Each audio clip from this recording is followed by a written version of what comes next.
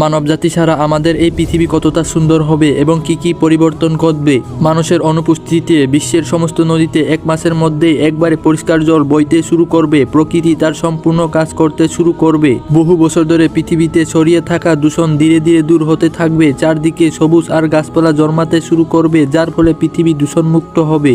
মানুষের দ্বারা কেটে ফেলা সমস্ত বন আবার বিস্তার লাভ করবে। পরবর্তী 1 বছর পরে শীত, গ্রীষ্ম এবং বর্ষার মধ্যে স্পষ্ট পার্থক্য দেখা যাবে। সমস্ত নদীতে জলজ প্রাণীর সংখ্যা অনেক বেড়ে যাবে।